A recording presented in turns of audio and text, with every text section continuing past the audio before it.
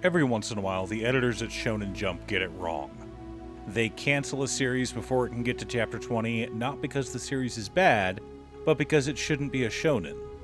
If you have a story that is incredibly dense with a lot of tension and a lot of death, it shouldn't be in Shonen Jump. If you have a story about an adult romance that goes over the stress of moving in together, it shouldn't be in Shonen Jump. And if you have a story about the meta nature of the effects readers have on a story, it probably shouldn't be in Shonen Jump.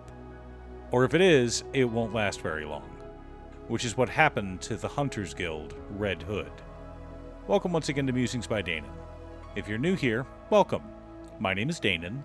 I'm currently reading over 600 manga and light novels, and my two favorite genres are fantasy and romance. So on this channel, we talk a lot about both of those genres. But we tend to look more into story structure and tropes rather than how cool the fight scenes are, or how great the animation or artwork is.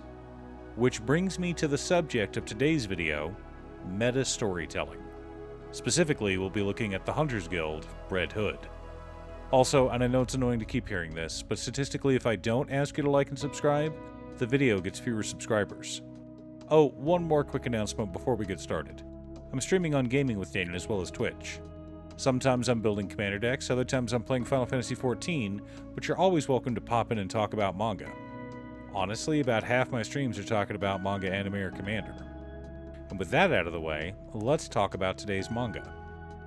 Unfortunately, this series didn't make it past chapter 18, so it does feel a little rushed, but I blame the editors at Shonen Jump for picking up the series instead of letting it go to a seinen magazine. It's not like Shueisha doesn't have a seinen magazine or anything. Anyway, where were we? First of all, I want to thank longtime Patreon supporter Waffles for sponsoring this video. I had a lot of fun reading this series. Secondly, I wanted to post a spoiler warning. We're going to discuss this whole series from beginning to end, so if you want to remain unspoiled, apologies. The rest of this video will be spoilers. What does it mean to be the main character? What do you do when you discover that you are a main character in someone else's story?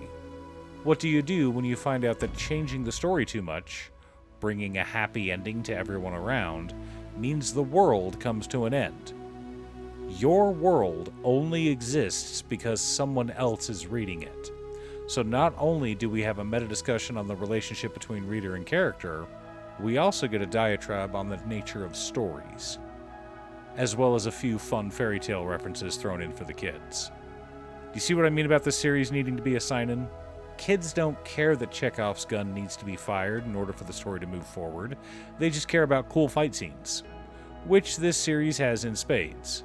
But kids don't care about the meta nature between readers and characters, or how their view of their character affects the characters themselves, or how everyone views characters differently, or how a single character who was created differently can have an effect on everyone around him. None of that matters to a Shonen Jump reader. They want a series with super cute girls, awesome fight scenes, or both. Anything else is considered mid, or boring, or trash by the community. Speaking of problems with the anime community, I'm debating doing a full rant telling prudes they have no place here, they aren't wanted, and they can go back to watching the Angel Network or something rather than complaining. Let me know in the comments down below if you think it's necessary or if I should calm down. Anyway, back to the focus of this video. Velu is a young orphan boy raised in a mountain village. Recently, the village has been attacked by werewolves. In this world, werewolves are humans who have consumed human flesh and can now transform. By devouring humans, they become stronger and stronger. Also, all other food tastes like ash, and the only thing they want to eat is humans. After the 6th person in the village is killed by a werewolf, Velu, our main character, tells everyone not to worry. After all, he's really good with a musket, despite being a boy. The villagers laugh him off, but he's not the only one who's trying to get rid of the werewolves. The village chief is also worried. So, to help him solve the problem, the village chief sells his house and all of his sheep to hire a hunter. But the hunter who shows up is a little girl. How is this little girl supposed to handle a werewolf? Velu is upset. He is a child after all, and children tend to get upset when they don't understand something. He's upset that the hunter is a little girl, but he's even more upset that she's demanding money. What kind of hero demands money for saving people? The girl calmly explains that hunters aren't heroes. When a carpenter builds a house, they get paid. When a florist creates a beautiful bouquet, they get paid.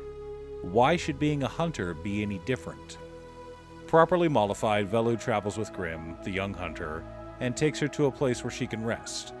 Of course, it's an ambush set up by the werewolf. And here is where Velu shows his intelligence, and I love him for this.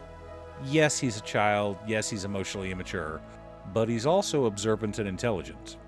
When Granny claims that the mayor was actually the werewolf and he escaped through the window, Velu points out that the window still has cobwebs on it, which means that Granny is the werewolf. My, what big gums you have, Granny. The series is full of fairy tale references as well as literature references. I mean, our first fight scene is between Granny and Grimm, who is dressed as Little Red Riding Hood, but Granny is actually the werewolf instead of being eaten by one? Rather, Granny swallows Grimm whole. Velu cuts Granny apart with an axe, freeing Grimm, and Grimm leaves behind a surprise for Granny: a bomb. After Velu and Grimm take down Granny the werewolf, Grimm invites the boy to be a hunter. Velu refuses. This trope is known as the refusal of the call. But fate doesn't care what you want, and neither does the story. Velu helps Grimm take down the two werewolves who have snuck into town, but he has already refused her invitation to go off and become a hunter. He wants to stay behind and help take care of the village. So when a kaiju-sized werewolf shows up with a witch riding him, a witch with fire magic named Cinderella, they destroy the town, because the call will not be refused. So now Velu has no excuse to stay behind, because there's nothing left. I also wanted to mention one more obvious trope from the first few chapters of the manga. Grimm's gun is called Chekhov's gun. If you don't know what Chekhov's gun is, it is a literary principle that states that every element of the story must be used. Basically, if a gun is on the mantelpiece during the first act of a play, it must be fired before the play ends. So, in order to kill werewolves, Chekhov's gun must be fired. So what trope do the werewolves fulfill? Humans are the real monsters, of course. The main point of this manga, from what I can tell, is how the viewer affects the story itself. And the best way I can think of to explain that is through an example. What example? The Yellow Wallpaper, a short story written by Charlotte Perkins Gilman, first published in 1892, and therefore in the public domain. That's right. I can read this whole story to you right now, and if anyone tries to hit me with a copyright strike, I can sue them for fraud. So take that, you shitty German AI company that keeps trying to copyright strike my channel. The reason this story comes to mind is because my personal lens changed between the two times I read it. Let me explain. I got my degree in English literature, so I read a lot of stories. In one semester, I read over 60 books. One of the classes I took early on was an introduction to literary theory. We went over a bunch of different literary theories, and I read stories or books through that lens. So the first time I read The Yellow Wallpaper was as a feminist. The second time I read it was in my Gothic literature class. What a huge difference that made. The Yellow Wallpaper is written as a series of journal entries from a woman whose husband, a physician, has purchased a house and locks her in the attic in order to cure her of hysteria. As time goes on, she becomes more and more obsessed with the yellow wallpaper peeling in the room. The journal entries become more and more unhinged as time goes on, and we assume she does not survive, which is why the journal entries stop. Now, from a feminist viewpoint, we believe she's suffering from post-traumatic stress. Her physician husband believes she is hysterical, which was a common diagnosis at the time. Now, from a feminist reading, this story is about the poor care that women received medically from doctors. At the time, it was believed that a woman's womb would move around their body, causing all kinds of unbalances, and leading women to be anxious, angry, in pain, or a variety of other things that we now know to be associated with the reproductive cycle of a woman's body, and the hormonal fluctuations and physical pain associated with that. But men have been idiots when it comes to the workings of both a woman's body and mind for millennia. But when the Yellow Wallpaper is viewed through a Gothic literature lens, it completely changes the story. Rather than a depressing tale about a woman whose husband is convinced he's doing the right thing by locking her in a room to cure her hysteria, we believe the room is haunted. The reason the wallpaper moves is due to the ghosts and spirits trying to escape. The wallpaper is the only thing keeping the monsters at bay, and now that it is peeling, they will soon be free to wreak havoc on the world. Both are the same story. Both views are correct in their own way.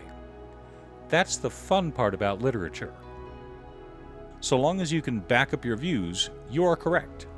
Which of course drives engineers insane. They'll get over it.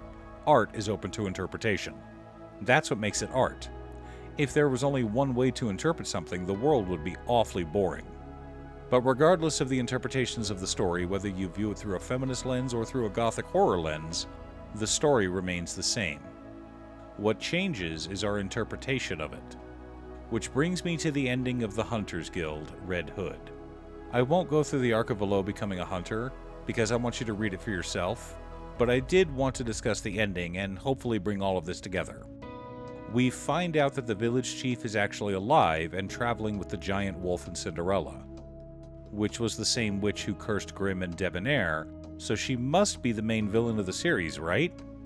Nope, she's another victim caught up in the chief's shenanigans. And what exactly is the chief trying to do? The chief is trying to destroy the story. Not change the outcome, not rewrite history. He is trying to destroy the world entirely. No more werewolves, no more people, no more sadness, no more suffering. The chief, whose real name is Geppetto, created a boy named Valo. A boy who is not affected by the pages of the book. The big secret kept at Guild headquarters is that all of history is written down in a book.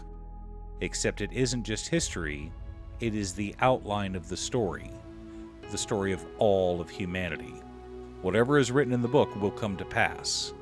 But if the story isn't interesting, no one will read it. They all lived happily ever after is a fine ending, but it is still an ending. And what do we call endings in the real world? We have several words for them. Apocalypse, Ragnarok, death. An ending in a story is the death of the story, and the world it takes place in. So without someone to continue telling the story, the entire world will come to an end. The ending of this series examines the complex relationship between readers and characters, but it is limited by the fact that we're a shonen that was already being axed, so the author didn't have enough time to truly finish what he was trying to say. Maybe we'll get lucky and someone else will write something similar, but as a seinen, which is what this series should have been in the first place. Thanks for tuning in. Once again, a huge shout out to my editor Cute Stuff. I couldn't make these videos without her. If you'd like to hire her to edit your own videos, she can be reached at cutestuff.edits@gmail.com. Link is down below. If you're looking for ways to support the channel directly, you can head on over to patreon.com/Danon. There are several tiers to choose from. You can pick an anime or manga for me to do a video about, or you can join our monthly manga club. I also wanted to give a quick shout out to all of my patrons. Waffles, Drya, Marcus Brett, Roxy, Alex Congo, Robert Pye, Kazaris, Patrick, Tiz, Art, Richard, Boomy, Osira, Justin, Golden Walker, Captain Hammer, Sleech, Mr. Salty, Daniel, and Zombie. You guys are awesome. I post anime or manga videos often, or you can click here to watch additional videos. Again, thanks for watching, and I'll see you all again next time on Musings by Danon.